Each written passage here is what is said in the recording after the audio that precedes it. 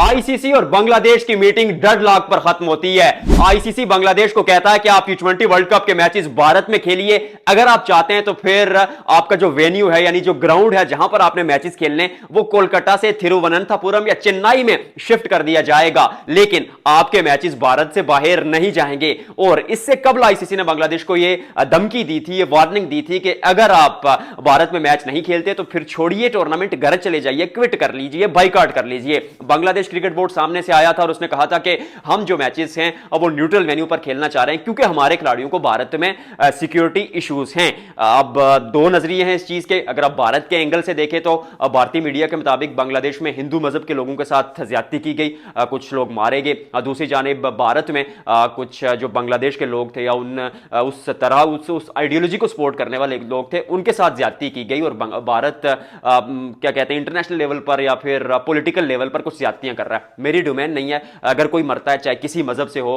किसी कम्युनिटी से हो, किसी रंग का हो, किसी नस्ल का हो, हम उसके साथ खड़े हैं और that shouldn't been happen at any stage, चाहे वो दुनिया के जिस भी हिस्से में हो। एज अ ह्यूमन हम उसके हक में नहीं है। That is done and dusted और आई एम श्योर कि जो आप लोग हैं वो भी इसी पर होंगे। लेकिन चले वो इशू हो गया और आईसीसी के कानून के मुताबिक ये होता है कि अगर आप दो मुल्कों के ताल्लुकात आपस में अच्छे नहीं है तो आप किसी न्यूट्रल वेन्यू पर मैच खेल सकते हैं जैसे पाकिस्तान और भारत खेलते हैं। लेकिन इसमें एक लॉजिस्टिक इशू है कि पाकिस्तान और भारत का जो फैसला हुआ था वो 2025 चैंपियंस ट्रॉफी का शेड्यूल आने से पहले हुआ था, यानी शेड्यूल अभी आया नहीं था तो आपने वो जो सारा सिनेरियो था वो डिस्कस कर लिया था। इवन 2023 में तो पाकिस्तान गया था भारत खेलने, 2023 के वर्ल्ड कप में भारत नहीं आया था। 2023 के एशिया कप में पाकिस्तान में जो हो रहा था उसमें भारत नहीं आया था, जबकि 23 के वर्ल्ड कप में पाकिस्तान गया था। फिर मोहसिन नकवी साहब आते हैं, डंके की चोट पर बात करते हैं, भारत आगे मौकफ मानता है क्योंकि इंडिया ने 2025 में पाकिस्तान नहीं आना था। तो फिर 26 का जो वर्ल्ड कप था और 25 का जो वुमेन्स वर्ल्ड कप था उसके लिए ये हाइब्रिड मॉडल बनाया गया था। अब कुछ खबरों के मुताबिक 2026 के बाद भारत तो फिर नहीं मानेगा, वो कहेगा कि पाकिस्तान आए हम ना जाए।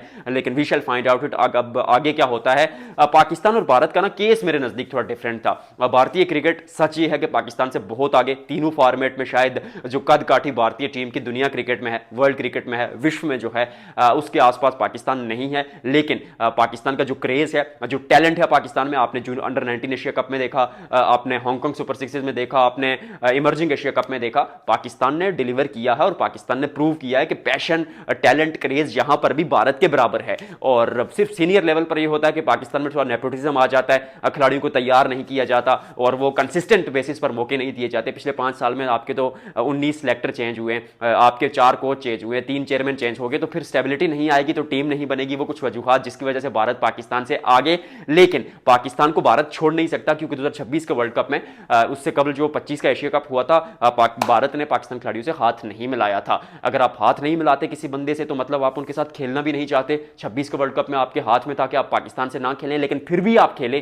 क्योंकि आपको पता है जो रेवेन्यू जनरेट होता है वो पाकिस्तान के थ्रू होता है। ताली मैंने उस दिन में कहा था दोनों हाथों से बजती है, एक हाथ जितना मजबूत, जितना तगड़ा हो, एक हाथ से कभी ताली नहीं बजती। तो पाकिस्तान को इस बार भी अपने ग्रुप में रखा है और पाकिस्तान इंडिया का मैच, रेवेन्यू, ब्रॉडकास्टर्स की चांदी उसी मुकाबले से होती है। तो पाकिस्तान का कद काट इस वजह से वो ऊपर। और अगली जो चीज है वो बड़ी दिलचस्प है कि क्या बांग्लादेश न्यूट्रल वेन्यू पर मैचेस शिफ्ट करा पाएगा। मुझे लगता है एट दी एंड शायद बांग्लादेश ये मुकाबले खेल ले क्योंकि श्रीलंका में ऑलरेडी चीज़ें सेटल्ड हैं। ठीक है वहां पर पाकिस्तान मैचेस खेल रहा है, ब्रॉडकास्टिंग का भी इशू नहीं है, आप वहां पर आएंगे। लेकिन लॉजिस्टिक जो इशूज हैं वो लॉजिस्टिक जो इशू है वो ये है कि बहुत बार बता चुका हूं कि इंग्लैंड ने 11 फरवरी को मैच खेलना है, फिर मुंबई में, वहां से फिर वो 14 फरवरी को मैच खेलने आएंगे कोलकाता जो बांग्लादेश के साथ मैच है, फिर 26 फरवरी को उन्होंने एक और मैच खेलना है कोलकाता में। अब देखिए ना अगर वो 14 फरवरी वाला मैच भारत से बाहर के ही चला जाता है श्रीलंका में या पाकिस्तान में, इवन जो लोग कह रहे हैं, तो फिर मुझे ऐसा लगता है कि इंग्लैंड की टीम के लिए बहुत फटीग एलिमेंट हो जाएगा। वो 15 को वापस आके एक दिन बाद नहीं मैच खेल सकते।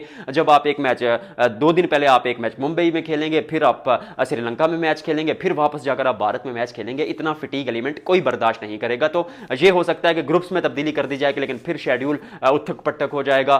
तो we shall find out it. I really hope कि चीजें हल हो जाएंगी क्योंकि क्रिकेट मुझे लगता है सियासत से अलग कर लेना चाहिए। लेकिन इश्यूज होंगे क्योंकि बांग्लादेश का क्रिकेट बोर्ड जो है अब वो उतना नहीं बोल रहा, लेकिन बांग्लादेश की जो हुकूमत है बहुत सख्त मौकफ है भैया उनका। वो कहते हैं कि नहीं खेलेंगे भारत में, जो मर्जी करना है कर लें। आपके नजदीक क्या होगा कमेंट सेक्शन में जरूर बताइएगा।